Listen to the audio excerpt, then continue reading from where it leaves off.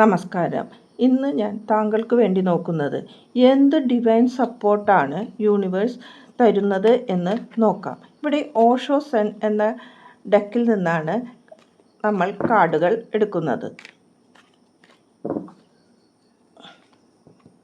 ആദ്യത്തെ card the miser. 2 കാർഡുകൾ വന്നിട്ടുണ്ട്. തണ്ടർബോൾട്ട് എന്ന കാർഡും മൈസർ എന്ന കാർഡുമാണ് വന്നത്. മൂന്നാമത്തെ കാർഡ് സെലിബ്രേഷൻ എന്ന കാർഡാണ് വന്നിരിക്കുന്നത്. ഇവിടെ യൂണിവേഴ്സ് ചില പാഠങ്ങൾ നിങ്ങൾ പഠിക്കേണ്ടതുണ്ട് ഈ ജീവിത ചക്രത്തിൽ എന്നതാണ് കാണുന്നത്.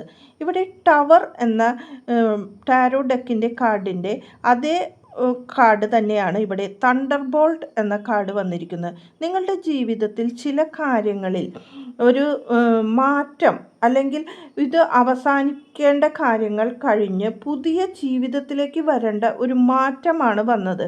നിങ്ങളിപ്പോൾ ചെയ്തത് അല്ലെങ്കിൽ അനുഭവിച്ചു കൊണ്ടിരുന്ന കാര്യം നിങ്ങൾക്ക് അവസാനിപ്പിക്കേണ്ടതാണ് എന്നതാണ് ദൈവത്തിൻ്റെ നിയോഗം. അത് മാറി ഇനിയൊരു പുതിയ തുടക്കത്തോടു കൂടി നിങ്ങൾ വരേണ്ടതാണ് എന്നതാണ് ഇവിടെ യൂണിവേഴ്സ് സൂചിപ്പിക്കുന്നത്. ഇവിടെ മൈസർ എന്ന കാർഡ് പറയുന്നത് ചില കാര്യങ്ങളിൽ നിങ്ങൾക്ക് നിങ്ങളുടെ ചിന്താഗതിയിൽ ചില പിടിച്ചു വയ്ക്കലുകൾ ഉണ്ട് എന്ന് കാണുന്നു. ജീവിതത്തിൽ വിട്ടുകൊടുക്കാതെ ചില കാര്യങ്ങളിൽ നമ്മൾ ഹോൾഡ് ചെയ്ത് വച്ചിരിക്കുന്നതാണ് ഇവിടെ കാണുന്നത്.